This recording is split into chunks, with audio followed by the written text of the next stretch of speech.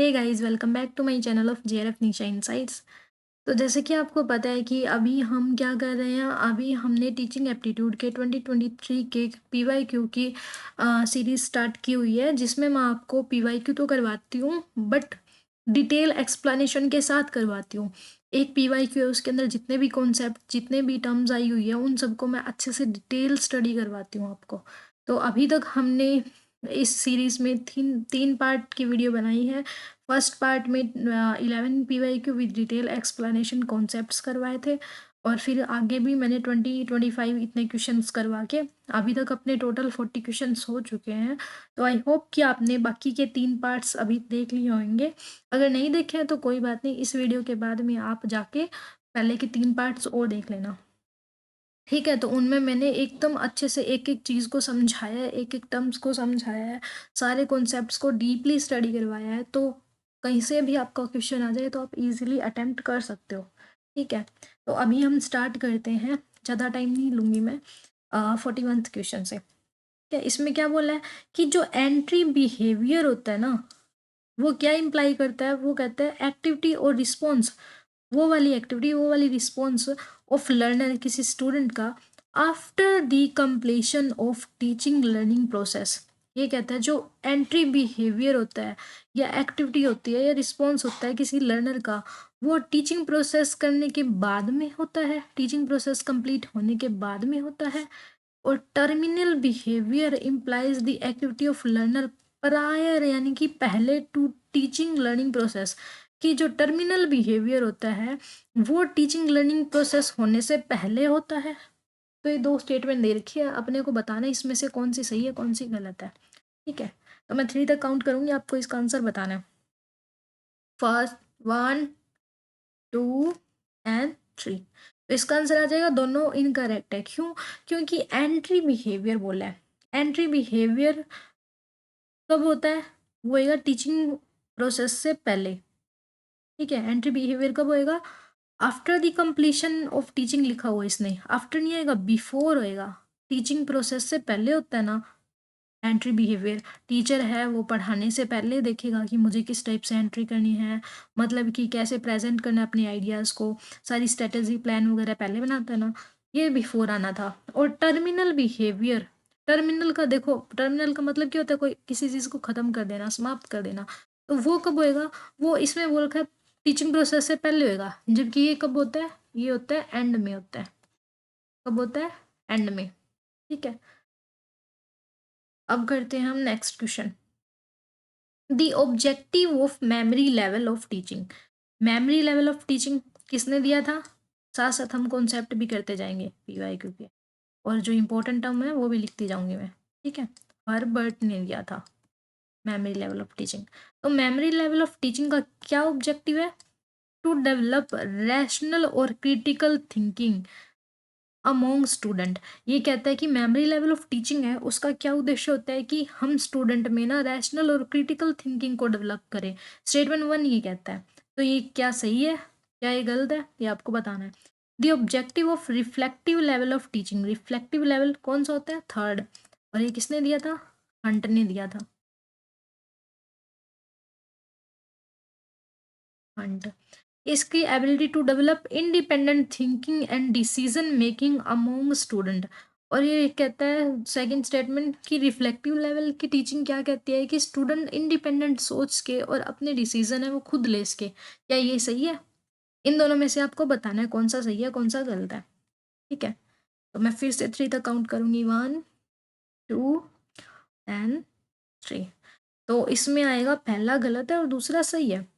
First is false and second are true. क्यों? क्योंकि देखो, मेमोरी लेवल अपने पास क्या था? एक अपने पास ये था पिरामिड, इसको बोल सकते हैं ट्रायंगल था। ठीक है, हमने इसमें क्या किया था? इसमें हमने किया था कि 3 लेवल होते हैं हमारे पास, मेमोरी, अंडरस्टैंडिंग, रिफ्लेक्टिव। ठीक है, ये सबसे लोअर लेवल का है, फिर ये थोड़ा सा अपर का है, और ये कौन सा है? रिफ्लेक्टिव वाला, हायर। मेमोरी लेवल में क्या करते थे हम? मेमोरी लेवल में हम रूट लर्निंग करते थे, क्रैमिंग करते थे, रट्टा मारते थे एकदम। ठीक है, और ये क्या होता था? थॉट लेस होता था। जहाँ पर बच्चा सोचता नहीं है, बस रट्टा मार लेता है, थॉटलेस था। ठीक है? तो यहाँ पे क्रिटिकल थिंकिंग कैसे आ सकती है? क्रिटिकल थिंकिंग तो मतलब कि एब्स्ट्रैक्ट लेवल पे सोचना, रैशनल थिंकिंग करना, तो ये तो बिल्कुल गलत हो गया। लेकिन जो रिफ्लेक्टिव लेवल है, इसमें इसने बोला है कि इंडिपेंडेंटली सोचेंगे। हाँ, ये सही है, क्योंकि यहाँ पर बच्चा क्या होता है, प्रॉब्लम सॉल्वर बन जाता है। क्या बन जाता है? Problem solver. यहाँ पर ये क्रिटिकल थिंकिंग करता है हायर लेवल में। ठीक है? 2 सेकंड आ जाएगा अपना सही। नेक्स्ट करते हैं। आगे आता है अपना course material provided through digital platform like स्वयं हेल्प करता है लर्नर को go through it any time at any place. जो स्वयं प्रभा और स्वयं वगैरह हम प्लेटफॉर्म हैं, वो क्या करते हैं, वो कोर्स प्रोवाइड करवाते हैं, मटेरियल प्रोवाइड करवाते हैं। वो हेल्प क्या करते हैं स्टूडेंट की, वो स्टूडेंट किस लिए हेल्प करते हैं कि वो किसी भी टाइम किसी भी प्लेस पे उसको एक्सेस कर सके। क्या ये सही बोला है? दूसरा, discussion board work as asynchronous medium as anyone can post any question और रिप्लाई एट एनी टाइम। ये कहता है कि जो डिस्कशन बोर्ड होता है ना, वो एसिंक्रोनस मीडियम होता है, जहाँ पर कोई भी व्यक्ति कभी भी कोई भी पोस्ट कर सकता है, कभी भी रिप्लाई कर सकता है। अब असिंक्रोनस क्या होता है? एसिंक्रोनस का मतलब होता है कि जहाँ पर मैसेज और फीडबैक, उसका रिप्लाई, वो नॉट एट सेम टाइम नहीं होता। सेम टाइम मतलब जैसे कि ये है ए, ये है बी। ए ने मैसेज भेजा इसको, बी को, बी को भेजा मैसेज। ठीक है? कब भेजा? 8 बजे भेजा, सुबह के 8 बजे। लेकिन इसने तुरंत रिप्लाई नहीं करा, इसने 10 बजे करा, 10 PM। तो ये क्या होगा? एसिंक्रोनस। लेकिन अब ये वीडियो कॉल करते हैं, ये तो मैसेज में करा ना। डिस्कशन बोर्ड का क्या होता है? डिस्कशन बोर्ड जैसे कि हम कहीं पर पोस्ट पब्लिक में कमेंट कर देते हैं, कमेंट करने वाली जगह, जैसे ट्विटर हो गया, इसका एग्जांपल क्या हो गया? Twitter, WhatsApp, Facebook, Insta. क्यों? क्योंकि इनमें तुरंत रिप्लाई नहीं होता।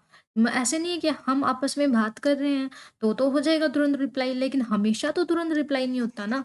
इसलिए ये एसिंक्रोनस में आ जाएगा, जिसमें हमेशा तुरंत रिप्लाई होता है उसका, जैसे कि वीडियो कॉल है, वीडियो कॉल में तुरंत रिप्लाई होता है अपना। ठीक है? मैसेज जो भेजने वाला है, सेंडर और रिसीवर, सेंडर और रिसीवर है, at the same time present होंगे। सेंडर और रिसीवर सेम टाइम प्रेजेंट होंगे, वो सिंक्रोनस हो जाएगा। सेम टाइम प्रेजेंट नहीं होंगे, वो असिंक्रोनस हो जाएगा। तो डिस्कशन बोर्ड क्या होता है? एसिंक्रोनस होता है। तो क्या ये सही है? हम देखेंगे, हाँ दोनों सही है। कि जो स्वयं में हम प्रोवाइड करवाते हैं जो भी मटेरियल, वो एनी टाइम एनी वेयर कहीं पे भी हम एक्सेस कर सकते हैं, बिल्कुल सही बोला है। और डिस्कशन बोर्ड है वो एसिंक्रोनस होता है, कहीं पर हम पोस्ट कभी भी कर सकते हैं, कभी भी रिप्लाई आ जाता है, जैसे कि पब्लिक पोस्ट पे हम कमेंट कर देते हैं, उसका रिप्लाई कभी भी आ जाता है। तो ये वाला। ठीक है?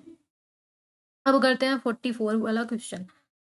ये बोल रहा है which of the following are the characteristics, कौन सी करेक्टरिस्टिक्स है teacher centred classroom management. Teacher centred मतलब कि टीचर सेंटर्ड कौन सा होता है? जिसमें टीचर पर फोकस किया जाता है। टीचर क्या करता है? जैसे कि लेक्चर मेथड होता है, तो उसमें टीचर पर ही फोकस होता है, लर्नर पर नहीं होता। तो उसकी कौन कौन सी करेक्टरिस्टिक्स है वो अपने को बतानी है। तो फर्स्ट है इसमें discipline, discipline comes from self, अपने आप से डिसिप्लिन आ जाता है। टीचर क्या एक सोल लीडर होता है। Student are facilitator for the operation of classroom, student है वो फैसिलिटेटर की तरह काम करते हैं। Student are allowed limited responsibility, क्या स्टूडेंट की लिमिटेड रिस्पॉन्सिबिलिटी होती है? ये आप बताइए, इतना मैं पानी पी लेती हूँ।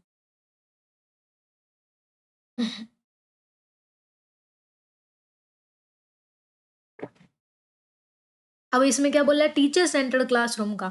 तो यहाँ पर टीचर के ऊपर ध्यान दिया गया, तो आंसर में क्या आएगा? हाँ, आंसर में टीचर वाला तो आना ही चाहिए। देखो, टीचर है वो सोलो लीडर हो गया, है ना?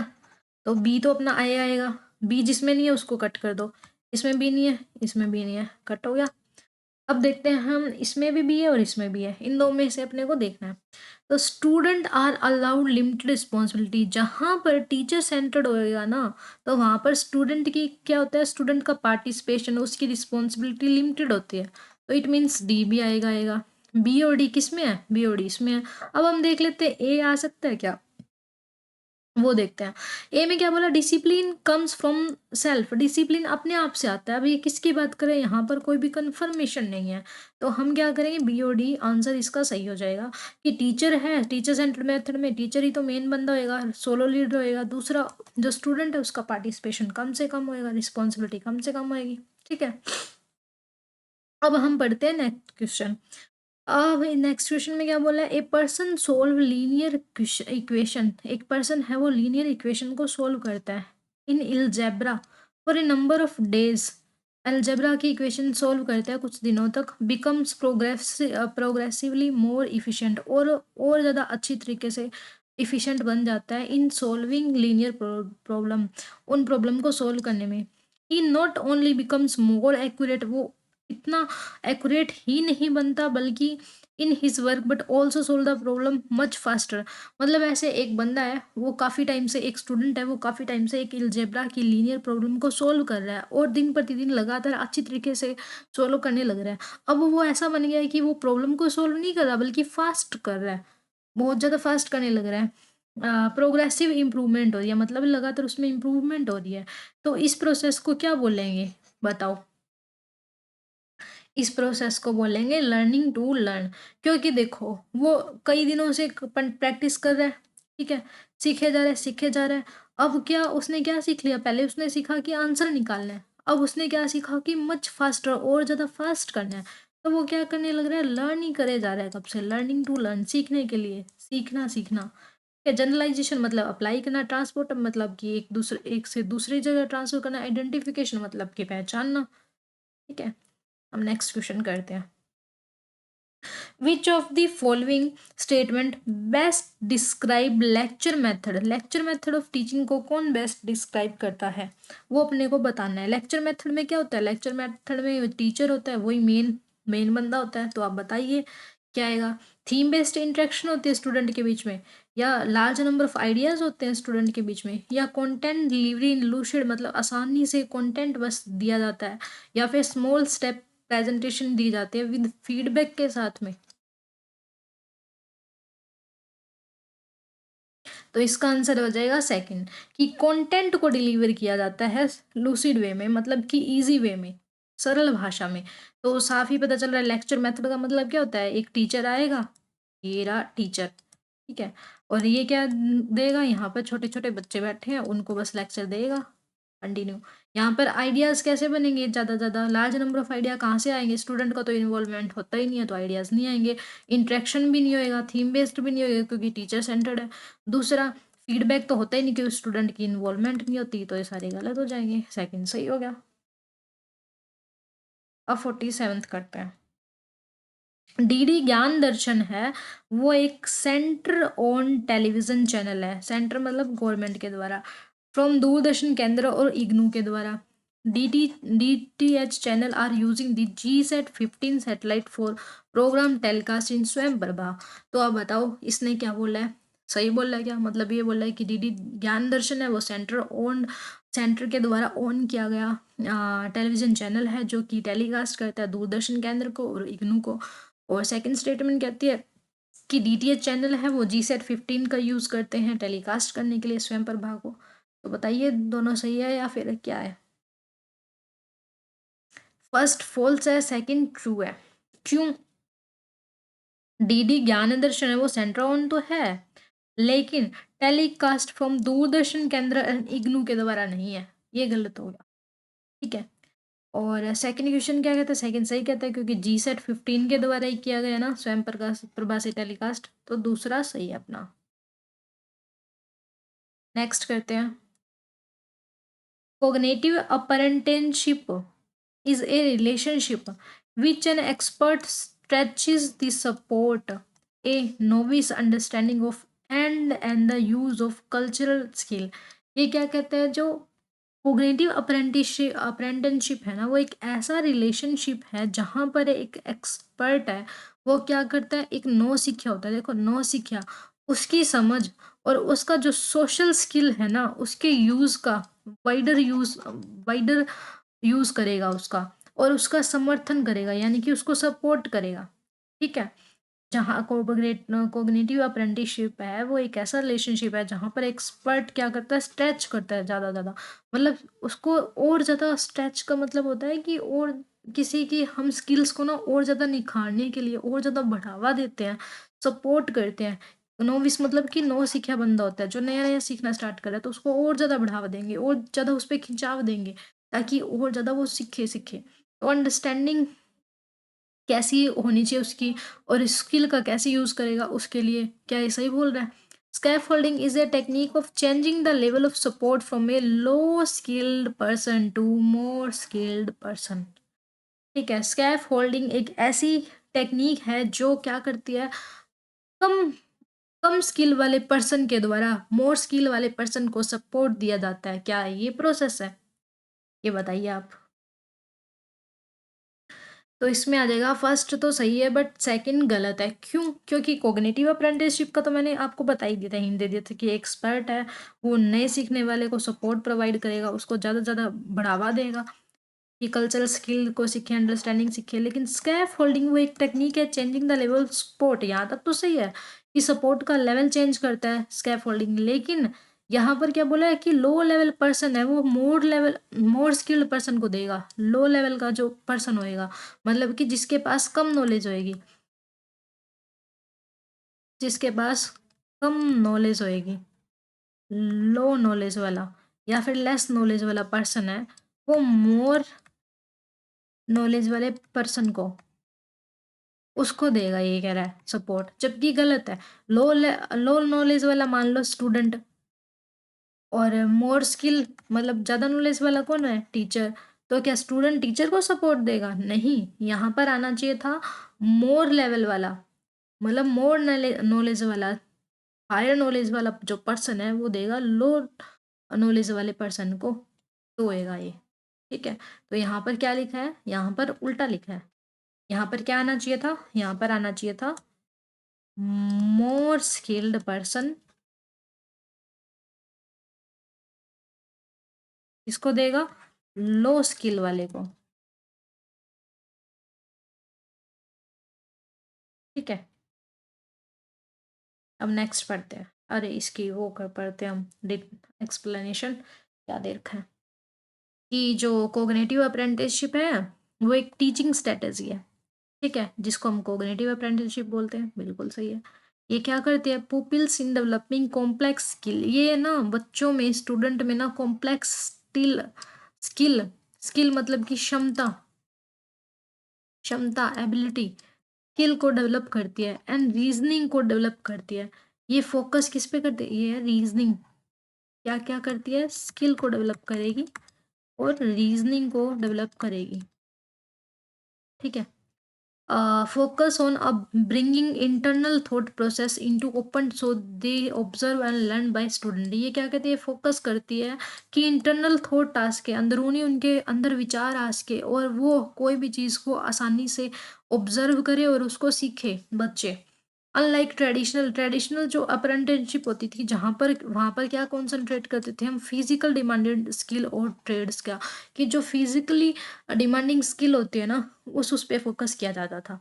मतलब इसका कहने का मतलब ये है कि जो कॉग्निटिव अप्रेंटिसशिप है ना आजकल की, वो तो ये कहती है कि स्टूडेंट जो होते हैं ना उसके अंदर ना कॉम्प्लेक्स स्किल होती है, मतलब जटिल जटिल स्किल होती है, या रीजनिंग है, यानी कि माइंड से रिलेटेड जो होती है ना अपनी नॉलेज, उसको भी हम डेवलप करें माइंड से रिलेटेड। और पहले अप्रेंटिसशिप का मतलब क्या होता है, जो हाथ से काम करा जाने वाला, पहले ये होता था कि हाथ से काम करे जाने वाले को ना ज़्यादा ध्यान दिया जाता था। अप्रेंटिसशिप का मतलब ये होता था कि जो हाथ से काम किया जाने वाला है उस पर फोकस करे, उस स्किल्स पर, उस ट्रेड्स पर फोकस करे। लेकिन अब क्या, अब कहते हैं इंटरनल थॉट्स, जो अंदरूनी हमारे विचार है, अंदरूनी हमारे थॉट्स है, स्किल्स है, रीजनिंग है, उसको डेवलप करने पर ध्यान देते हैं। ठीक है, कोग्निटिव अप्रेंटिसशिप इम्फेज करती है एक्विजिशन ऑफ कोग्निटिव और मेटा कोग्निटिव प्रोसेस। आजकल क्या होता है, कोग्निटिव अप्रेंटिसशिप है वो कोग्निटिव लेवल को, यानी कि माइंड से रिलेटेड, संज्ञानात्मक, माइंड से रिलेटेड, रीजनिंग को, स्किल को, मेटा कोग्निशन। मेटा कोग्निशन क्या बताया था मैंने, thinking about thinking, thinking about thinking, मतलब अपनी सोच के बारे में सोचना कि मैं क्या सोच रहा हूँ। इस प्रोसेस पर ज़्यादा जोर देती है आजकल। अब स्कैफोल्ड का यूज़ करके कोग्निटिव अप्रेंटिसशिप टेक्नीक है, वो क्या करती है, वो स्टूडेंट को इनेबल करती है कि वो अचीव कर सके ग्रेटर लेवल को देन दे अदरवाइज कुड। मतलब जो स्कैफोल्डिंग यूज़ करते हैं हम इसमें कोग्निटिव अप्रेंटिसशिप में, वो इसलिए करते हैं ताकि स्टूडेंट है ना वो हायर लेवल स्किल को, ग्रेटर लेवल स्किल को ज़्यादा से ज़्यादा अचीव कर सके वो। इसलिए टीचर क्या करता है, एक्सेस करता है और डायग्नोस करता है ई स्टूडेंट पर्सनल प्रोफिशिएंसी लेवल, मतलब कि हर एक प्रोफिशिएंसी लेवल मतलब कि क्षमता उसकी, प्रोफिशिएंसी मतलब कि उसके काम करने की क्षमता, उसकी इफिशिएंसी, उसका कौशल, उसके कौशल को देखता है। वो एसेस करेगा, मतलब कि उसका मूल्यांकन करेगा। मूल्यांकन मतलब टीचर क्या करते हैं, वो देखते रहते हैं, उसका डायग्नोस करते रहते हैं कि क्या प्रॉब्लम आ रही है, क्या नहीं आ रही है, किस लेवल पे अब वो काम कर रहे हैं, तो उनकी क्या निगरानी करता रहता है टीचर, ताकि वो अच्छे से सीख सकें। तो आई समझ में कोग्निटिव अप्रेंटिसशिप। आगे बताती हूँ, पहले एक बार इरेज कर देती हूँ, ज़्यादा खिचड़ी सी बन गई। हम्म, अब बताती हूँ। अब जो कोग्निटिव अप्रेंटिसशिप है ना, उसके स्टेप है और ये हर बार आते ही हैं। मोस्टली मैं जो मेनली टॉपिक लेके आती हूँ ना यहाँ पे डिटेल में, वैसे तो मैं सभी डिटेल में लेके आती हूँ, लेकिन जो मैं बोलती हूँ ना ये आते हैं तो वो आते ही हैं। अब ये लास्ट ईयर के मतलब अपने 2023 है ना, अभी से आने लगा है ये कोग्निटिव अप्रेंटिसशिप का। ये आया था फेब मार्च वाले में भी, ठीक है, और ये जून में भी आया था। ये आता ही रहता है मोस्टली, पीवाईक्यू में आपको देखने को मिलेगा, ठीक है। तो अच्छे से कर लेना क्योंकि नए नए टॉपिक होते हैं ना वो ज़्यादा आते हैं। मेरे खुद के एग्जाम में ये आया हुआ था और मैं पढ़ के गई थी, इसलिए मेरे को आता है। देखो सब modelling, coaching, scaffolding, articulation, reflection और एक्सप्लोरेशन, ये इसमें स्टेप आएंगे। आगे मैं करवाती हूँ इसको। ये सबसे पहले modelling, coaching, scaffolding, articulation, reflection, exploration, इस स्टेप से मिलके ये बन जाएगा। इतना ही लेके आई हूँ क्या मैं? ठीक है, चलो मैं बता देती हूँ इसको, यहीं पे ही बता देती हूँ, इस पे, इस चार्ट पे। ईज़ी है, ज़्यादा वो टफ नहीं है, बता दूँगी। मॉडलिंग में क्या है? मॉडलिंग मतलब कि कोई चीज़ को दिखाना, समझाना। जैसे कि मेरे को कोई जैसे कि मेरे को कोई कार चलाना सिखा रहा है। सबसे पहले दिखाएगा कि ऐसे-ऐसे कार चलाई स मतलब दिखा रहा है, कार चला रहा है मेरे सामने, ए है, इसका नाम आर्यन रख देते हैं। आर्यन है, वो कार चला रहा है, हमने उसको देखा मॉडलिंग में। फिर उसने हमें कोचिंग दी, हमें सिखाया। सिखाया, फिर हमने हमें सपोर्ट प्रोवाइड कराई, ठीक है? स्कैफोल्डिंग मतलब सबसे पहले आर्यन कार चला रहा था, हमने देखा उसको, हमने उसको कॉपी किया, इमिटेट कॉपी किया उसको, ठीक है? हम भी ऐसे चला के थोड़ा-थोड़ा देखने लगे। साथ-साथ उस आर्य के साथ में हम भी चला के देखने लगे। फिर क्या, वो उसने स्कैफोल्डिंग यानी कि सपोर्ट प्रोवाइड करवाया, वो बताने लगा कि ऐसे करते हैं, ऐसे नहीं करते, ये सिखा रहा, ठीक है? इंस्ट्रक्शन दे रहा था। फिर आर्टिकुलेट, फिर उस चीज़ को हमने अपनाया, हमने करके देखा, हमें आने लगा चलानी कार। फिर हमने और रिफ्लेक्ट करा तो और ज़्यादा हमें एकदम अच्छे से एक्सपर्ट बन गए उस चीज़ के, हमें कार चलानी आने लगी। फिर उस चीज़ को अब हम एक्सप्लोर करेंगे कि हाँ, ये कैसे होता है, कैसे नहीं, ठीक है?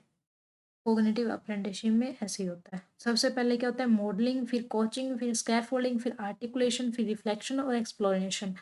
तो इसकी वो आ जाती है सीक्वेंस, आप याद कर लेना, इसकी ट्रिक बनाते हैं कोई, ठीक है? ट्रिक से जल्दी याद हो जाएगा।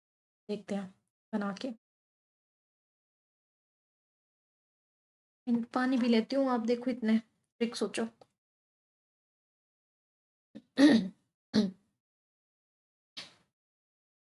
मॉडलिंग से एम ले लेंगे हम, कोचिंग से सी, एम सी, स्कैफोल्डिंग से एस, आर्टिकुलेशन, रिफ्लेक्शन, एक्सप्लोरेशन। अब देखते हैं इससे क्या बनता है। एम सी सारे, मासी, ऐसे कर सकते हैं, मासी, मोसी सारी, हाँ, ऐसे कर सकते हैं। मौसी की साड़ी, है ना? को बताती हूँ। मॉडलिंग है ना, इससे सी का सी, तो क्या बन गया? मौसी। ठीक है। फिर एस ए आर ई, सारी। मौसी सारी, यार इसको सारे कर लेना चाहिए, मौसी सारे। तो इससे याद कर लेना ठीक है। बस ज़्यादा कुछ नहीं है, इसका मतलब और इसकी प्रोसेस याद करनी होती है और ये याद आती है पेपर में, और कुछ नहीं है, ज़्यादा टेंशन लेने की ज़रूरत नहीं है। अब करते 49th क्वेश्चन की। Automaticity is the process of information with more efforts. कि ऑटोमेटिसिटी मतलब ऑटोमेटिक जो काम होता है या जो प्रोसेस होती है, उसमें ज़्यादा एफर्ट्स की ज़रूरत होती है। क्या ये सही बोल रहा है? Strategy construction is the discovery of new procedure for processing information. जो स्ट्रेटजी कंस्ट्रक्शन होता है ना, वो क्या नई प्रोसीजर की डिस्कवरी होती है, नई प्रोसेस को, इंफॉर्मेशन को हमें खोजने के लिए। Sorry, pen. स्ट्रेटेजी कंस्ट्रक्शन है is the discovery of new procedure. क्या स्ट्रेटेजी कंस्ट्रक्शन है वो नए प्रोसीजर की डिस्कवरी होती है, नई इंफॉर्मेशन को प्रोसेस करने के लिए? इसका आपको आंसर बताना है।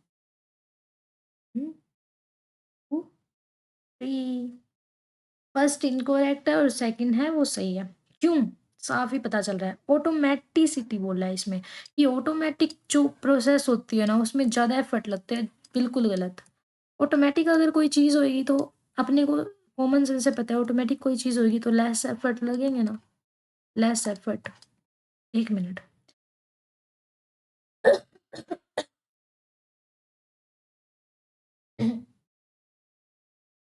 सॉरी, काफ़ी दिन से मेरा गला खराब है, तो उस वजह से हो रहा है। आपको भी तकलीफ हो रही है तो माफ़ करना। ऑटोमेटिक सिटी में क्या होगा? सॉरी, एक मिनट रुको।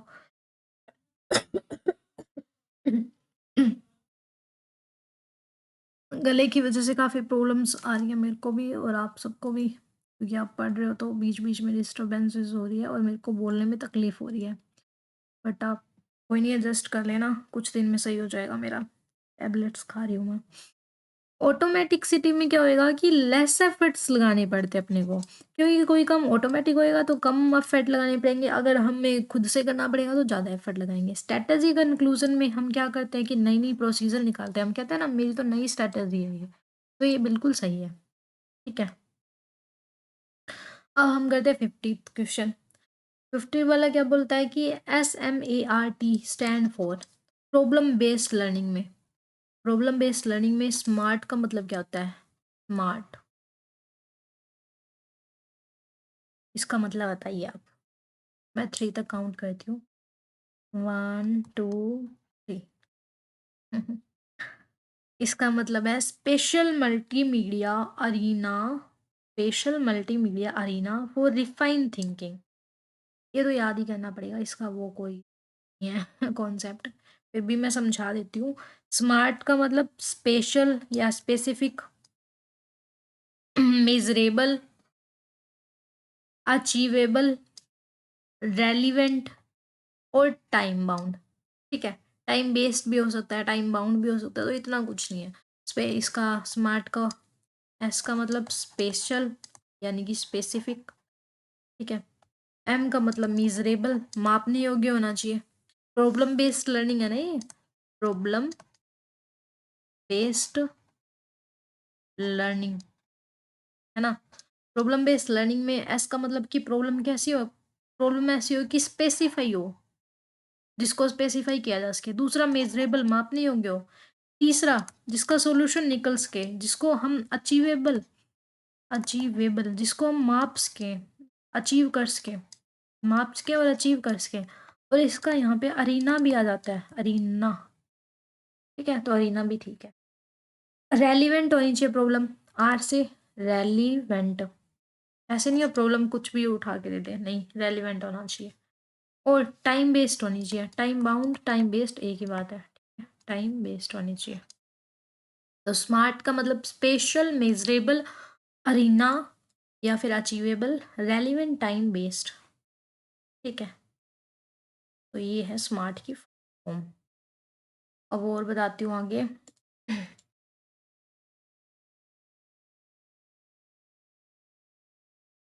इसमें क्या लिख रखा है ये भी पढ़ लेते हैं थोड़ा सा।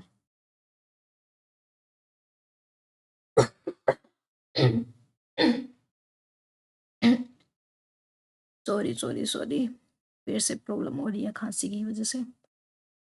स्पेसिफिक में क्या होगा, be specific about what you want to achieve, कि आप प्रॉब्लम बेस्ड लर्निंग कर रहे हो, प्रॉब्लम बेस्ड लर्निंग पीबीएल कर रहे हो, तो आप क्या हो, आप जो भी पाना चाहते हो ना उसके बारे में स्पेसिफिक हो जाओ कि मुझे ये पाना है। जैसे कि हमारा क्या लक्ष्य है, हमारा है कि नेट जेआरएफ पाना, तो हमने स्पेसिफाई कर लिया कि हमें नेट जेआरएफ चाहिए, तो हमने अपनी जो अचीव करना चाहते हो उसके बारे में स्पेसिफिक हो गया। Ask yourself question about your goal, आप अपने आप से अपने गोल के बारे में क्वेश्चंस करो कि हमारा क्या गोल है। अब हम क्वेश्चन करेंगे ना हमारे गोल के बारे में, तो क्या होएगा, हमें पता चल जाएगा हमारे क्या गोल है।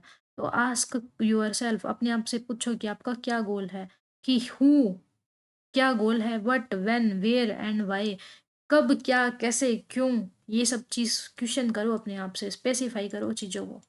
ठीक है, फिर आता है मिजरेबल। हमने गोल को डिसाइड कर लिया, मेरा क्या गोल है स्पेसिफाई कर लिया, फिर make sure that you can measure your success, फिर आप ये भी देखो कि आप अपनी सक्सेस को मेजर कर सकते हो, ऐसा होना चाहिए गोल। गोल ऐसा हो कि जिसको सक्सेस को मेजर कर पाए, जैसे कि मेरा नेट जेआरएफ गोल है, तो मैं जेआरएफ को मेजर कर पाती हूँ कि हाँ मैं सक्सेस हो गई, क्योंकि जेआरएफ अगर मेरा क्लियर हो गया तो मैं सक्सेस होगी, मेजर कर सकती हूँ। ठीक है, ऐसा नहीं है कि मेरे को क्या आसमान में जाना है, तो ये क्या गोल हो गया, आसमान में जाना है तो मेजर करने लायक होना चाहिए कि कितना जाना है, चांद पे जाना है, मार्स पे जाना है, किस पे जाना है, ये पता होना चाहिए। You will be able to track your progress by answering question, कि फिर क्या हो जाएगा, आप एबल हो जाओगे कि आप अपने जो क्वेश्चन है उसका आंसर दे सको। Like how will you know when your goal is complete, आपको पता होना चाहिए आपका गोल है वो कब कंप्लीट होएगा, मतलब कि गोल को मेजर कर पाएंगे तभी तो पता चलेगा ना कि कब कंप्लीट होएगा कब नहीं। फिर अचीवेबल, कि इंश्योर करो आपका गोल है वो रियलिस्टिक होना चाहिए, जिसको हम अचीव कर सके, अचीवेबल होना चाहिए। ऐसा नहीं होना चाहिए कि don't say your fail goal too easy too difficult, ना तो इतना ज़्यादा इजी रखो कि चुटकियों में हो जाए अचीव, ना इतना ज़्यादा टफ रखो कि वो डिफिकल्टी आई बहुत ज़्यादा उसको कंप्लीट करने में, तो अचीव करने वाला होना चाहिए। आप अपनी करंट सिचुएशन को देखो और मेक श्योर आप इस बारे में श्योर हो जाओ कि क्या आप अचीव करना चाहते हो, वो देखो। रेलिवेंट में क्या है, सेट यूर सेल्फ एक गोल, एक गोल को आप सेट करो जो आपके लिए रेलिवेंट होएगा, उसको देखो।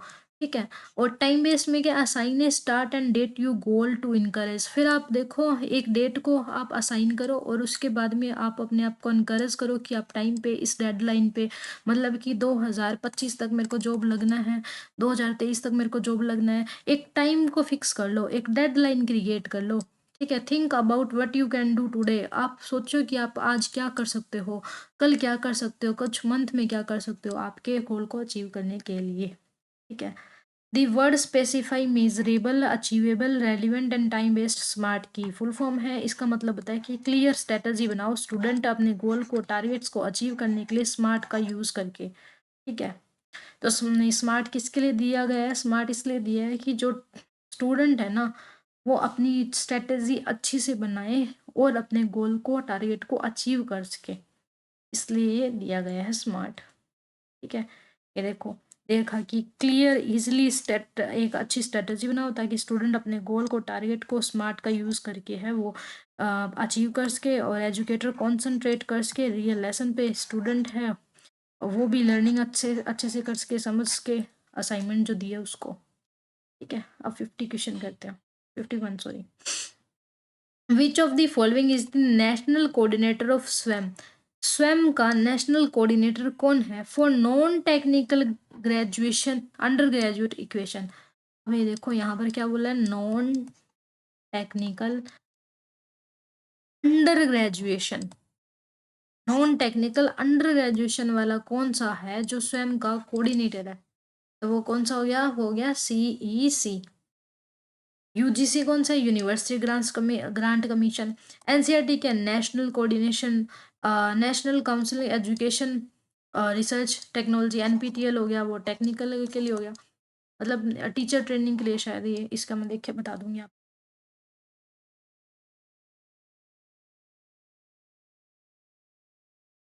एनपीटीई,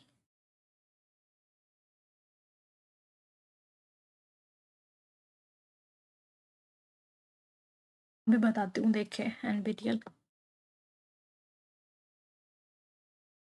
फुल फॉर्म बताती हूँ इसकी। हाँ, national programme on technology enhanced learning, ये इन्हांस्ड लर्निंग के लिए क्या है, मैं लिख देती हूँ यहाँ पे, national programme on technology,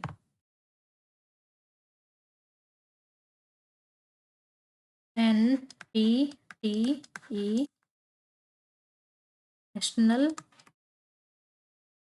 technology programme for enhanced learning.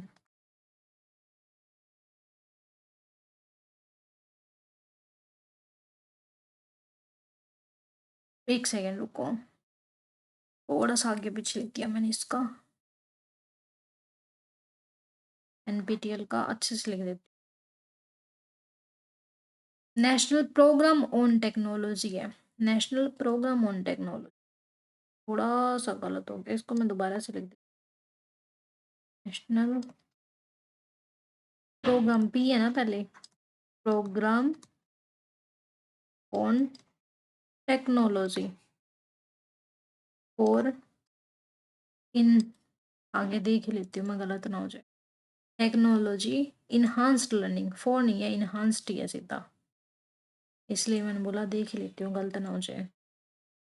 जो चीज़ नहीं आती है वो तो, जो फुल फॉर्म वगैरह कई बार क्या होता है भूल जाते हैं, तो उस चीज़ का देख के ही कर लो, इससे अच्छा इन्हांस्ड लर्निंग, ठीक है। National programme on technical enhanced learning, ये एनपीटीईएल का है। एनसीईआरटी का एक बार और अच्छे से देख के बता देती हूँ, सी,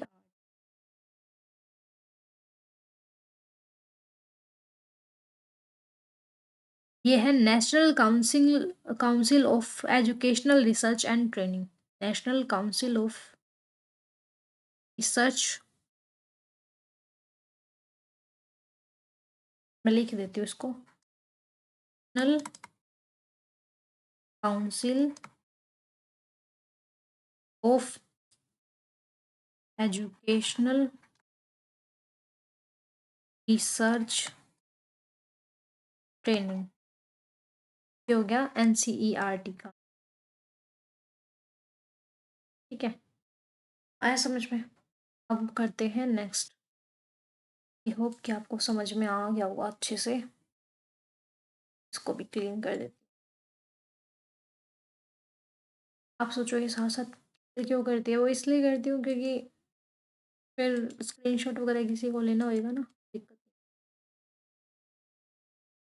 अब देखो, ये क्वेश्चन जो अपना था कोग्निटिव अप्रेंटिसशिप वाला, वो पीछे आया था ना, मैंने आपको समझाया भी था, अब दोबारा से आ गया है कोग्निटिव अप्रेंटिसशिप, है ना।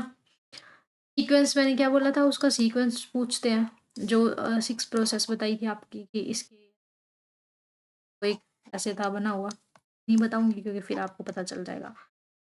सीक्वेंस पूछते हैं, देखो कोग्निटिव अप्रेंटिसशिप जो मॉडल है क्लासरूम का, उसमें अपने को सीक्वेंस बताना है, इन चारों में से कौन सा था, वो बताइए आप। मेरे को तो याद है, ट्रिक भी बनाई थी मैंने।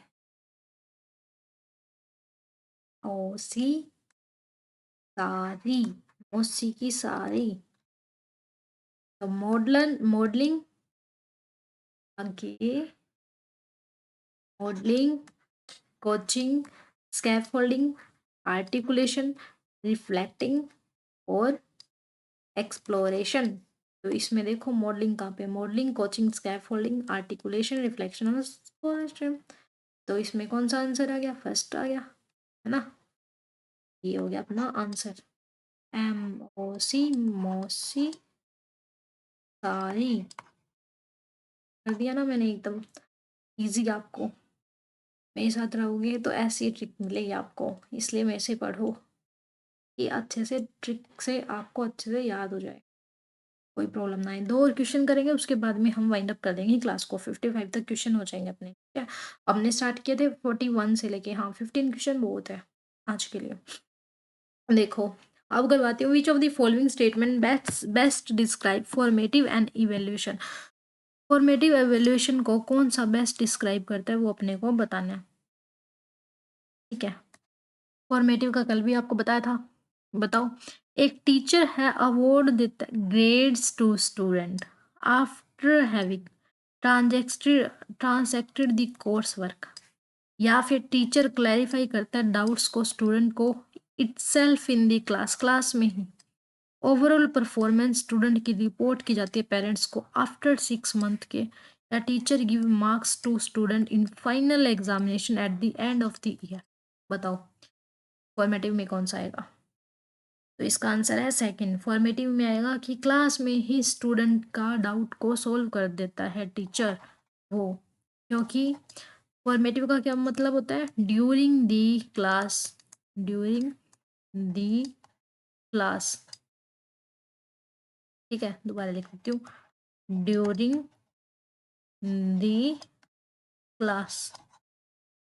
और ये तो क्या बोला एंड में, कौन से होते हैं समेटिव, इसमें क्या बोला फाइनल एग्जाम के बाद में, इसने क्या बोला 6 मंथ के, ये तो इंटर में आ जाएगा, ठीक है, ये आ जाएगा समेटिव में। और ग्रेड्स दे देंगे ट्रांजेक्शन कोर्स खत्म होने के बाद, ये भी आ जाएगा अपना किसमें समेटिव। ये देखो एक्सप्लेनेशन भी है। फॉर्मेटिव में क्या होता है? Occurs during the learning, during the class, during the learning. यहाँ पर टीचर है वो क्या करता है? अलाउ करता है स्टूडेंट को कि वो मिड स्ट्रीम में ही उसका चेक कर लिया जाए, फॉरवर्ड किया जाए, ठीक है। आइडेंटिफाई किया जाता है एरिया फॉर इम्प्रूवमेंट, इम्प्रूवमेंट देखी जाती है, इम्प्रूवमेंट भी इसका कीवर्ड है। क्या कीवर्ड है? इम्प्रूवमेंट, इम्प्रूवमेंट, ठीक है। Give opportunity for student to give feedback भी इसका वो है कीवर्ड, कि फीडबैक जहाँ पर दिख जाए आपको इट मीन्स ये फॉर्मेटिव है, ठीक है। ड्यूरिंग दिख दिख जाए, या फिर डाउट्स क्लियर करते दिख जाए, ये। समेटिव में क्या होगा? एंड में होगा, फाइनल फाइनल इवेल्युएशन होएगा ये। हाई स्टेक यानी कि ज़्यादा मात्रा में देखा जाएगा, स्टूडेंट की रैंकिंग देखी जाएगी, स्टूडेंट को ग्रेड दिए जाएंगे, ग्रेड हमेशा समेटिव में ही होते हैं, ठीक है। अब देखो फिर से आ गया है कोग्निटिव अप्रेंटिसशिप वाला, 3 क्वेश्चन आ गए अभी अभी में, इसलिए मैं बोल रही थी ज़्यादा इंपॉर्टेंट है। चलो अब पढ़ते हैं। फर्स्ट किसके साथ करेंगे? Helping learner in starting and graduating feeding the support. देखो सपोर्ट किस में आया? ये इसके लिखा नहीं गया क्या? या तो था मैंने फर्स्ट, सेकंड, थ्री, फोर्थ। कई बार क्या होता है टाइपिंग में मिस्टेक हो जाती है इतना टाइप करते टाइम। स्कैफ फोल्डिंग, देखो स्कैफ फोल्डिंग का आ जाएगा इसके सपोर्ट के साथ। इसका आंसर बता देती हूँ पहले मैं आपको। हम्म, सी का मैंने क्या लगाया था? फर्स्ट लगाया था स्कैफ फोल्डिंग का। देखो यहाँ से साफ पता चल रहा है सपोर्ट मतलब स्कैफ फोल्डिंग में आएगा आंसर इसका। मतलब ज़्यादा आपको नहीं पता हो बाई चांस तो भी एक से भी हो सकता है आपका, ठीक है, क्योंकि इसमें देखो सी का 1 एक में ही है। मॉडलिंग का, मॉडलिंग क्या होता है? किसी चीज़ को दिखाना। गिव ओ, ये रहा, observing the performance and expert, expert की परफॉर्मेंस को हम देखेंगे। मैंने क्या बताया कि किसी कोई बंदा है जैसे कार चला रहा है उसको हम देख रहे हैं, ये एक्सपर्ट है, इसको हम ऑब्जर्व कर रहे हैं। तो मॉडलिंग में क्या हो गया? हम ऑब्जर्व करेंगे किसी की परफॉर्मेंस, एक्सपर्ट की परफॉर्मेंस को। फिर है स्कैफोल्डिंग, बता ही दिया। आर्टिकुलेशन बताना है। आर्टिकुलेशन का मतलब कि हम क्या करेंगे उस चीज़ में, क्या अंडरस्टैंडिंग हो जाएगी हमारी, giving words to their understanding of the process and content. हमें क्या हो गया? उस चीज़ की समझ होगी, हमें उस चीज़ का प्रोसेस पता चलेगी, आर्टिकुलेट कर लिया हमने, अपने अंदर डाल लिया। कोचिंग में क्या होएगा? कोचिंग में होएगा ये fourth, giving external support to learner in form of hints दे रहे हैं हम, फीडबैक दे रहे हैं, रिमाइंडर दे रहे हैं। तो यहाँ पर क्या आ गया? कोचिंग, ठीक है। 45 हो गया, 55 54 हो गया, सॉरी। गलती से बोला गया मेरे से 54। बस बस ये लास्ट क्वेश्चन है, उसके बाद हम वाइंड अप करेंगे। 55 क्या कहता है ये क्वेश्चन कहता है कि Akshay is an 8 years old boy. Akshay है वो 8 year ओल्ड बॉय है। वो वॉज इमोशनल हो गया, stable and performed well in school. कि जो अक्षय है 8 year का ओल्ड बॉय है, वो इमोशनली स्टेबल हो गया है और अब अच्छे से वो स्कूल में परफॉर्म करने लग गया है। His parents have divorce recently. Parents ने अभी अभी क्या किया था?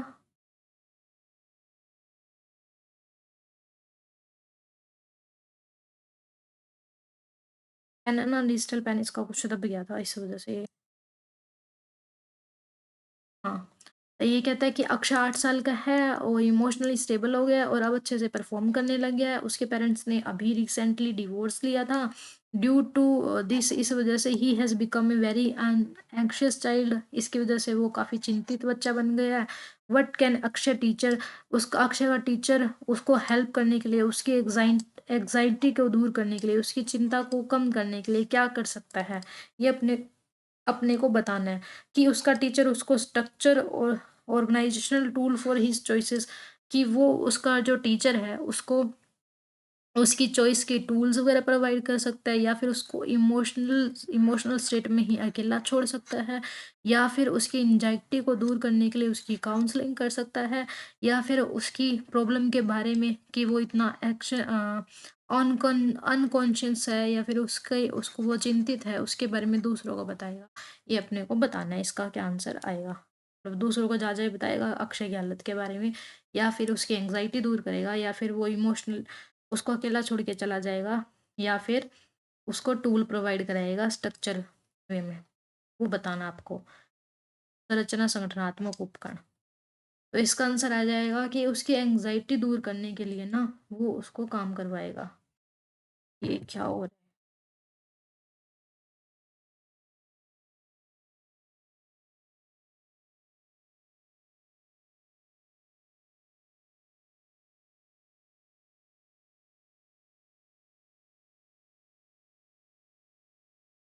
Teacher could provide Akshay with counselling regarding his anxiety. Anxiety के बारे में इसको क्या करेगा? काउंसलिंग करवाएगा एंजाइटी के बारे में उसकी।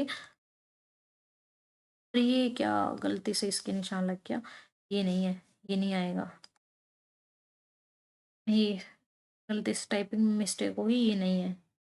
सही आंसर है अपना third answer. D is the right answer. कि उसकी चिंता के बारे में परामर्श देगा उसको। ठीक है, तो आज के लिए बस इतना ही। मिलते हैं नेक्स्ट वीडियो में, तब तक के लिए bye bye, take care and thanks for watching.